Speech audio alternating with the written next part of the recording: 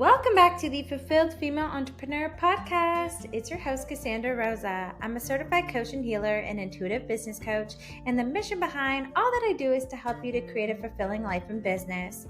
I'm so excited to be joined by Amanda Joseph today. She's going to be talking about how to overcome good girl conditioning. Welcome back to the podcast, everyone. I'm so thrilled to have Amanda as a guest today. We connected on Facebook, and what I absolutely love about this podcasting thing is you can connect with people all over the world. She actually lives in Australia, so it's so special to be able to be in this space and to come together and to collaborate in this beautiful way. And I really want to start off by thanking you so much for coming on the podcast. Thank you for having me, Cassandra. It's so lovely to connect with you. And yeah, I love the fact that we can connect across completely different time zones and different spaces. Yes. So I appreciate you spending a part of your morning with me as we're recording this. So I'm excited to introduce you to Amanda, and I would love to open up the floor for you if you want to introduce yourself, just say a little bit about what you do and what's led you to making such an impact on the world. Yeah, so I am Amanda. I'm Amanda Louisa.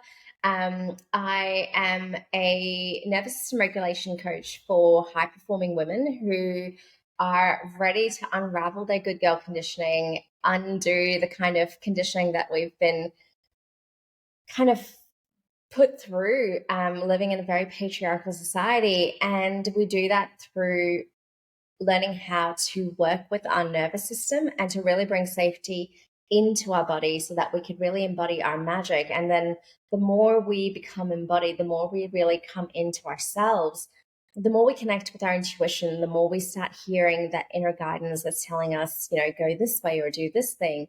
And the more our life just opens up in the most magical ways. And that's what I'm here for. That's what I want to see happen in the world is more women really connected to their own power and their own sense of safety and their own voice so that they can step into this world with their magic and share that. Because I think what the world needs is more women who are in their magic and in their power, creating change so that we can have a more holistic and integrated society. Because right now, as we can see from the world, everything is kind of shifting and there's a lot going on, and it's a very kind of Mars energy. If you're into astrology, it's like a lot of wars and a lot of anger and a lot of like rage coming out, and rage is great, but we need more of a sacred way to express that and create the change rather than the kind of very disruptive change that's happening at the moment. So that's my jam.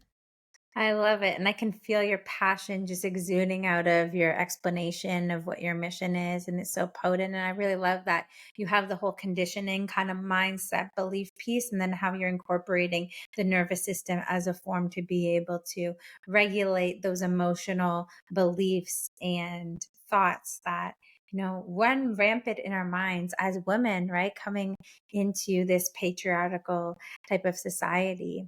Mm. And before we get really deep into this conversation, because there's so much to unpack just based on your mission, what you just shared, I always love to ask my guests what fulfillment means to you. Oof. Fulfillment means living in alignment with my values and knowing that even as my values change, I can change what that ideal life looks like. So what it looked like when I was 20 and it looks like now that I'm nearing 40 is really different. And fulfillment is just being in such a clear connection with that inner voice that I can change that and go with the flow and create new. For me, it's having spaciousness to create. It's having family and connectedness. It's having a community around me that really supports my vision, even as that vision changes, as I change and as I grow. I love that. I love how you really spoke to the evolution and the change, because I find that the way that society is kind of set up, it's like this one career that you're going to have for the rest of your life. And what I really love about this pivotal moment in time and in history and society is people are starting to break down those norms, and they're really stepping into having this freedom of evolution and change, which is so powerful. And with Yeah. all that you do with helping women to overcome this good girl conditioning and helping them to regulate their nervous systems, what's the most fulfilling part of it all?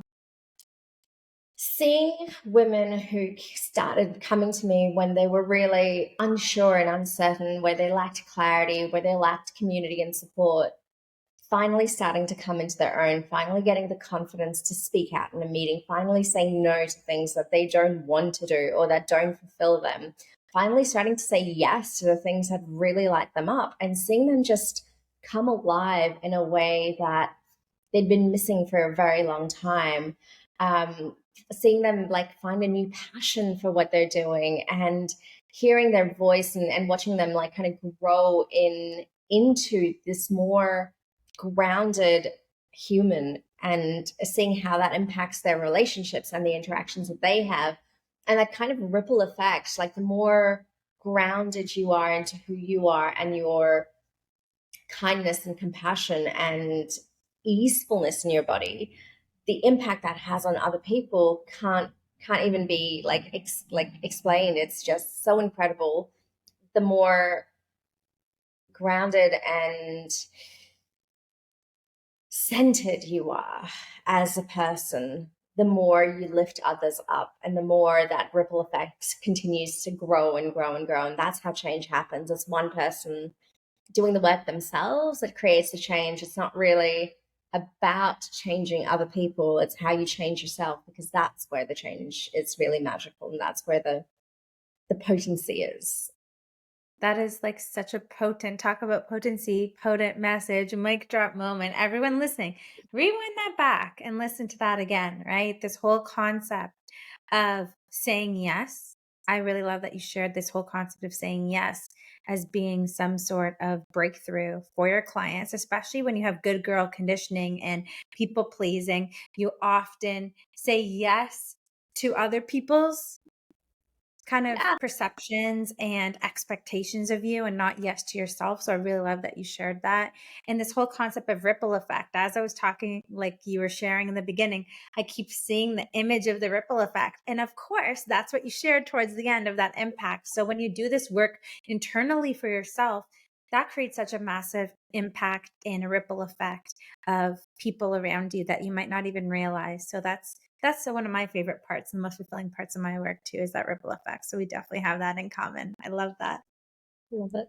So do you want to speak to why you're so passionate about this? Like, what has led you to helping people with their good girl conditioning and incorporate the powerful nervous system in your body of work? Yeah. So I actually started my career when we were talking about, how this society thinks that we have one career and that's what we do. Well, I'm the poster child for not having one career and that's what we do. I started my career as a corporate lawyer. So when I first came, graduated college and university, I was a lawyer and I practiced that. And I did that because that's kind of the expectation that was put on me by my parents, by society, that I would have a career and it would be a good career. And because I was really passionate about creating change, I wanted to work in law. Um, and that lasted about a year and a bit, and I hated it. I hated every moment, but I was so eager to please my boss. First, it was my parents, and then it was my teachers, and then it became my boss. And I was always looking outside of myself for validation that I was doing the right thing, and I was ticking all the boxes society had told me I had to take to have a really happy and fulfilling life. So by the time I was 22, I was owning my own home. I had a career as a corporate lawyer. I was traveling the world, and then I had a nice boyfriend. Like I was doing everything, but I felt so unfulfilled inside myself. And the first time I decided to do something just for me, I did a Master of Science in Sustainability Management. So I actually changed my career from law to sustainability.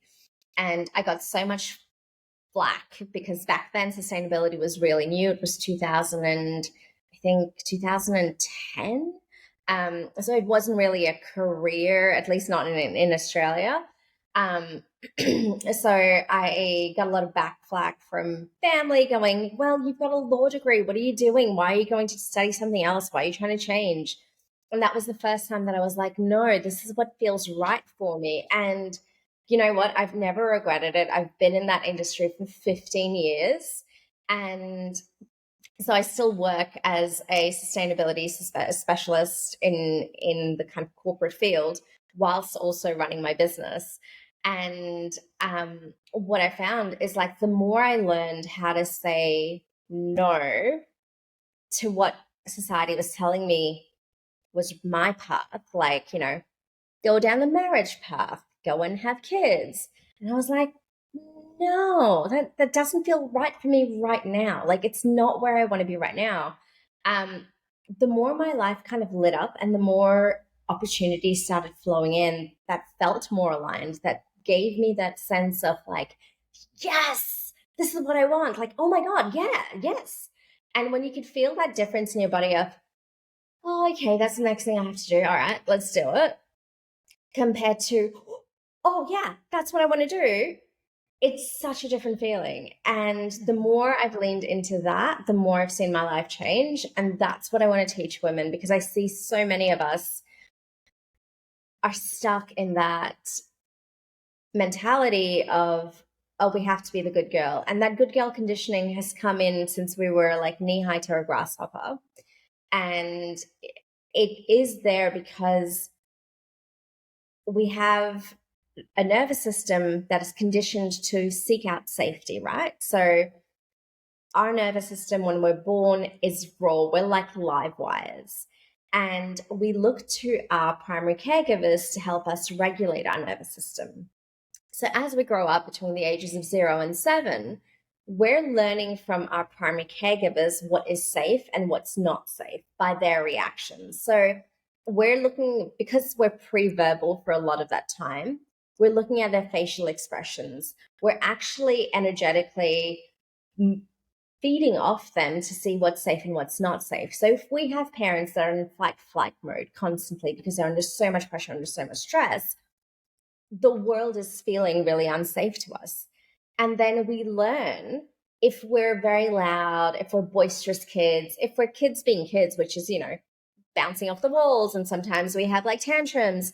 And if our parents yell at us, and if our parents, get really angry and put their foot down, or if we were smacked, or if we experience, a parent withdrawing their love because they were angry at us, we learn that in order to be safe, because they're literally our food source and our like entire world relies on them to provide for us. In order to be safe, we need to please them. And so that's where the conditioning of good girl starts, is we need to please this person to feel safe. And that Mm. continues throughout our life. And we're conditioned into this, and we're rewarded for being self-sacrificing, especially as women. Women who give up their careers, or women who sacrifice for their family, or women who put others' needs before themselves in society, they're celebrated, they're rewarded. They're the ones who are put up on the pedestal, right? Like the Mother Marys of the world are the women that are celebrated. The women that actually choose themselves first are the ones that are kind of looked at like the she devils, the Liliths of the world. There's all these archetypal stories that define the Madonna and the whore. And that goes down not only to sexuality, but also to how we choose our pleasure and ourselves versus how we choose to give to others. So it's such a deep conditioning, and the nervous system plays such a big role in that. And I learned that after I had my second burnout at 32, that unless we work with the nervous system and undoing this conditioning that we have grown up with since we were like really young, if we just try and focus on the mindset and the limiting beliefs, and we try and fix everything from the neck up, we're not going to get anywhere. Because Mm. women, our power is in our body. And we have been conditioned in the society to fear being in our body. It is not safe to be in our body. Our body has been used to turn into our enemy. We are so angry at our bodies because of what we see in social media, in the media itself. Like, we treat our body as the enemy. We diet culture. We want to nip, tick, and tuck things. Like, our body is not safe. And so until we change our relationship with our body and come into our body and then start regulating our nervous system, there's only so much that we can actually accomplish in terms of changing how we relate to the world.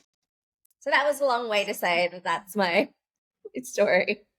That's so amazing, and this is, like, so not how I expected it to go. I thought it was gonna be so heady, but I'm, like, so surprised and so intrigued, and I'm, like, leaning in as you're saying this because it's so interesting, like, especially as, like, I've done a lot of mindset work and stuff like that. It's easy. You go and look at the society standards, you go on what family it's said, right? But this whole perspective, the interconnectedness between your nervous system and them representing safety in our minds is just such a, like, huge and expansive and miraculous um like topic, and all the information that you shared has been so beautiful. So how have you used in your own life nervous system regulation to help you overcome the good girl conditioning that you experienced? Yeah, so it was after my second burnout that I started working with the nervous system regulation piece, and I started with somatic experiencing therapy. So I started seeing my own therapist who, so I'd seen therapists for years, like for a good 7 years before that. I was in the mental health space. I really wanted to like learn about myself and undo all the conditioning. And I was seeing just a normal psychotherapist, talk therapist, and that was great. Like it got me somewhere, but I'd kind of reached a plateau and I was like, this isn't enough. There's something missing. And when I hit my second burnout and I was really low, I was in a very depressive state. It was not a very good space. It was like my dark night of the soul. I'd hit rock bottom and then some. And I'd found this coach, or she did somatic experiencing therapies, and I started working with her. And that's when things really started changing because the focus wasn't on what was happening in my head, it was focusing in what was happening in my body. And I hadn't realized just how disassociated I was from my body, just how disconnected I was, how numb I was in my body. And the thing we don't understand about the nervous system, or only just starting to understand from a scientific perspective, is that 20% of the communication that's happening in your body is in your mind. Your mind is thinking. 80% of the communication that's happening in your body starts in your nervous system. So we're missing 80% of the piece if we're just stuck with the mindset work, if we're just stuck with the like trying to change your limiting beliefs, doing the affirmations. You can say affirmations till you're blue in the face, but until you really learn how to regulate your nervous system, until you feel safe in your own body, that's not going to make much of a difference at all. So when I started to do that work, and I've been doing that work for about 4 and a bit years now, that's when I started to see the really big shifts that were happening. So the more I started to come into my body, the more I started to process the stresses and release the anxiety from the actual, like from my actual nervous system that was just so hardwired to be in a state of anxiety, the more I felt ease in letting go, the more I felt okay in not knowing the next step, the more I felt safe to slow down. And the more I slowed down, the more the energies around me seemed to pick up, the more opportunities flowed in that were more like that were aligned, the more doors opened into avenues that I really wanted to go down. But all of these opportunities I'd never really noticed before because I was in such a state of fight flight constantly. I was a high performing anxious person. Um, and now I'm very, very different. Like the way I interact with people, the way I come across, the way I can just like really sink in is so different to who I was even a few years ago. And that really changes your conditioning because you're no longer seeking safety and validation outside yourself. So you're not looking to your partner for that safety. You're not looking to your parents. You're not looking to your family. You're not looking to your children. You look for that safety inside. And when you find that and you find that connection, you figure out what the next step is, and then you can take aligned action towards what you want. And that's where the good girl conditioning kind of stops you, because when you're in the good girl mode, you're always looking to other people. Okay, what should I do? So you're constantly looking for confirmation from other people that what you're going to do is the right thing. And that's Mm. really confusing because everybody's coming in with their own agenda and they're all going to give you different advice. And so, of course, you're stuck there going, I don't know what to do, because you're getting five different people telling you five different things that you're supposed to be doing. And you're kind of going, but none of that feels right. I don't understand. Well, that's because you're looking outside yourself for something that the answer is actually inside you. So, yeah. Wow. That's so interesting, like the statistic that you shared about how we interact with the world. And I think you said 20% mindset and like 80% how Nervous your body system. interacts with it. So that's so profound and such a perspective shift, because I think when it comes to the personal development industry, we're kind of focused on, your thoughts, feelings, actions, results. So it's really interesting to see how you gave yourself that space and that permission to do that somatic healing and to focus in on your nervous system to be able to shift your external results and your external conditioning in the way that you were showing up and needing that validation from the outside for what was happening on the inside, which is so beautiful. And you use the term of somatic healing. Do you want to define that real quick, just in case someone didn't know exactly what that meant? Yeah. So somatic means bodily, basically. So it's about coming back into your body. So there's movements. It's more of a movement based therapy. So we use the body to really connect in with what's going on. We tune back into the body. So in a somatic healing session or a somatic experiential therapy session, you really tune into how energy is sitting in your body. So it's more about, instead of in talk therapy, it's like, okay, well, this happened. So how does that make, like, what do you think about that? How does that make you feel? And you have to kind of analyze it. Mm-hmm. When you're doing it from a somatic perspective, it's okay, so this happened. What's happening in your body when you're thinking about that? Are you feeling tense? Is there a pressure? Where's that pressure? What does the pressure feel like? Does the pressure have a color? Like is that knot of anxiety in your stomach? If you tune into it, doesn't have a color. And very often when I ask a client that in our sessions, they'll be like, yeah, actually it's like this big bowl of like black mass. And I'm like, is it dense or is it more like misty? If it's dense, okay, like what message does it have? And then so you start like kind of basically unpicking the stresses that have kind of clogged our body with this energy that hasn't been processed out. And that's where you learn how the stories are actually living in our bodies, the stories that we've learned. So, for example, if, you know, we we spoke up at a class in a classroom, and we had to go and give a talk. You know how they used to do that in high school, and you had to do a like presentation. And you stood up in class and you started to talk, and then you stumbled over your words, and everybody laughed at you, and you felt really, really embarrassed. And so you got through the presentation, but you sat back down. And you never processed that out. You might now have a fear of talking in public, and you don't realize that it started in this one small place where somebody laughed at you because you spoke and you stumbled over your words. And so everybody was like, ha ha ha, as kids do.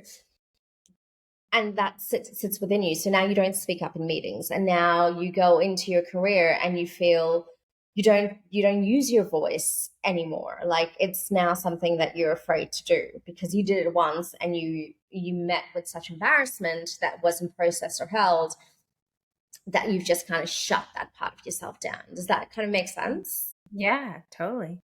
That was a Yeah. great example. Amazing. So if someone's listening and they're like, yes, I am definitely having good girl tendencies showing up in my life, and this nervous system, approach to doing this and using somatic practices is interesting to me. What are some like three practical ways that are like simple that people that are listening can apply today to help them to begin this process of evolving and releasing and unlearning these good Yeah. girl tendencies? So the first one is to bring compassionate awareness to that tendency. So don't shame yourself for that. I think compassion is a really powerful tool to use when we're starting to undo conditioning that we've learned from childhood. So when you notice you're wanting to please somebody, first realize that this is coming from a place of safety. You're seeking safety in that moment. So be really kind to that part of you that is seeking safety by saying yes to something you don't want to say yes to please somebody else, because that's a survival mechanism. So bring that back in and go, okay, it's all right. I know you're wanting to feel safe. Let's just have that conversation with yourself of, okay, where is that sitting within me? Where is that anxiety sitting that I need to please this person by saying yes? And really, I don't want to say yes. So sit with that and really bring compassion into yourself. And then when you feel a little bit safer, decide, is this a yes or a no? So I guess the second part of it is give yourself time. You don't have to answer somebody straight away when they ask you to do something. You can give yourself, can I think about this? Can I get back to you in 24 hours? I'll let you know by the end of today. Give yourself time, because if you answer straight away, you're going to do it from a pattern. If you take time, then you've got the space to break that pattern. You don't always have to say yes. And the next thing is to actually go out and learn about what the good girl conditioning is. Go out and learn about the nervous system. There's a lot of great resources out there that can teach you a little bit more about how to understand it, and know that this isn't something that you're going to break in like 2 sessions. We're talking about a lifetime of conditioning here. There's no miracle cure. I wish there was, but I've been doing this for 4.5 years and I'm still learning, and I'm still working with my nervous system coach. And yes, we're working on very different things than what I started working on, but it's a constant growth journey. And you'll never get to the end, because it's literally the journey is the process. The process is the journey. So just understanding that and knowing that there is no end date, but you will constantly see a progression as you start doing this work, and it is worth it. It's worth the time. Going slow and slowing down is really worth the rewards you get for it. I love that. Such a powerful message and practical ways to get started. I absolutely love that. So, if they're listening and they're like, yes, I want to learn about the ways that I can work with you and explore this further, where's the best way that they can connect with you? Best place to connect with me is on Instagram. So if you go to @the_Amanda_Louisa, you will find me there. Awesome. We're going to leave links to that in the show notes or in the description of this video. Thank you so much for coming on. I've learned so much from this episode and hearing about your stories. And it's just, this has blown me away in so many beautiful ways. So I really want to thank you so much for coming on. Thank you for having me, Cassandra. Thank you for sharing your evening with me as well. Amazing.